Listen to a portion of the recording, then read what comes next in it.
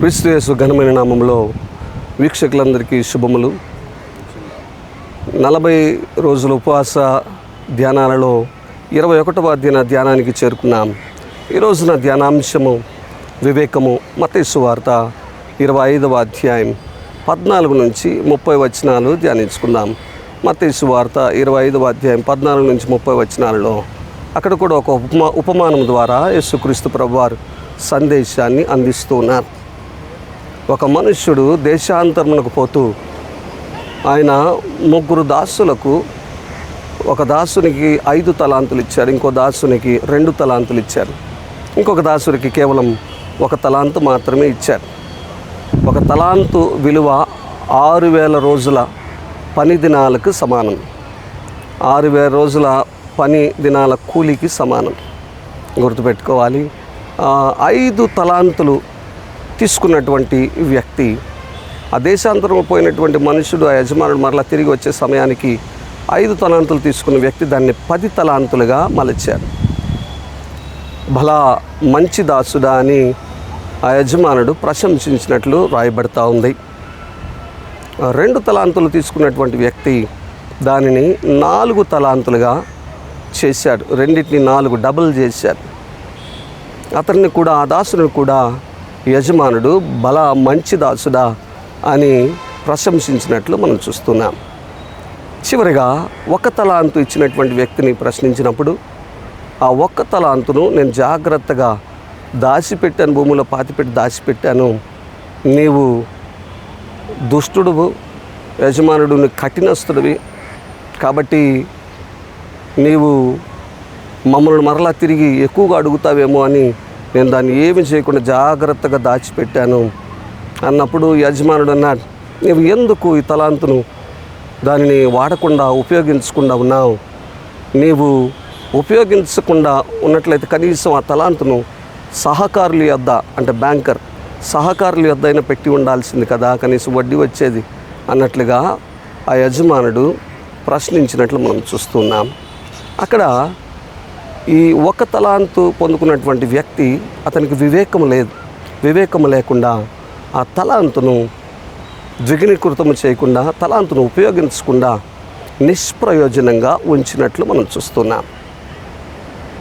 మొదటి ఇద్దరిని కూడా బలా మంచి దాసుడు అని ప్రశంసించినటువంటి యజమానుడు ఈ వ్యక్తినైతే నీవు చెడ్డదాసుడు అన్నాడు. నీవు చెడ్డదాసుడు అని ఆ ఉన్న 1 తలాంతును లాక్కొని 10 తలాంతులుగా మలిచినటువంటి వ్యక్తికి ఇచ్చినట్లు రాయబడతా ఉంది. అక్కడ మనం చూసినట్లయితే ఆ 1 తలాంతు పొందుకున్నటువంటి వ్యక్తి ఏమి చేయకపోగా మరలా యజమానుని నిందించినట్లు మనం చూస్తున్నాం. అది నిందించడం ఎంతవరకు కూడా అది కరెక్ట్ అని మనం అనుకోవాలి. నిందించడం కరెక్ట్ కాదు. ఇచ్చినటువంటి తలాంతును ఉపయోగించుకోకపోవటం అతని తప్పు.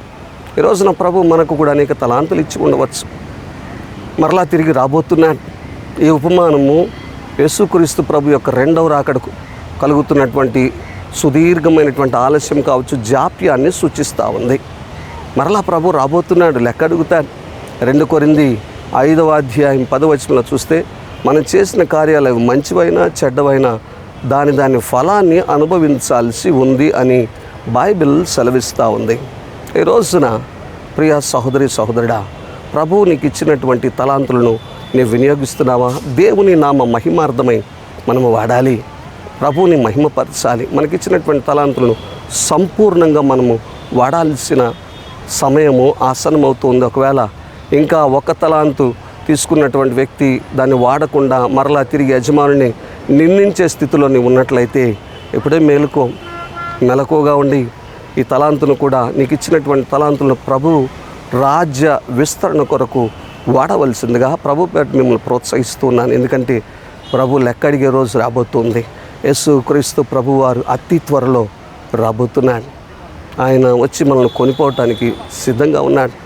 మనము అతి త్వరలోనే ప్రభుని కలుసుకోబోతున్నాం. ఈ సమయాలలో మనకిచ్చినటువంటి తలాంతులను ఉపయోగించుకున్నట్లయితే ప్రభువు దగ్గర నుంచి ప్రశంసలు మాత్రమే కాదు, బహుమానాలు కూడా పొందుకుంటాం. వివేకము కలిగి మనము ముందుకు సాగిపోవాల్సిందిగా ప్రభు పేట మనవి చేసుకుంటున్నాను. విశ్వాసానికి కర్త, దాన్ని కొనసాగించి యేసు వైపు చూస్తూ ఆ ప్రభువారు మనకిచ్చినటువంటి ప్రతి ఒక్క తలాంతును, ప్రతి ఒక్క మరి దేవుడిచ్చినటువంటి మనకిచ్చినటువంటి ఆ టాలెంట్స్ను ఉపయోగిస్తూ ఆ సామర్థ్యం అంతా కూడా ప్రభు నామ మహిమార్థమై వాడదాం. ఈ రోజున చాలామంది వారి వారి మహిమ కొరకు వాడుతున్నారు దేవుడిచ్చిన తలాంతులను. కాదు ప్రియులారా, మనము ప్రభు నామ మహిమార్థమై మనం ఆ తలాంతులను వాడుతూ దేవుని నామానికి మహిమ తీసుకురావాలి. అంత మాత్రమే కాదు, ప్రభు దగ్గర నుంచి ప్రభు ఇచ్చేటటువంటి గొప్ప బహుమానాన్ని మనం పొందుకుంటాం.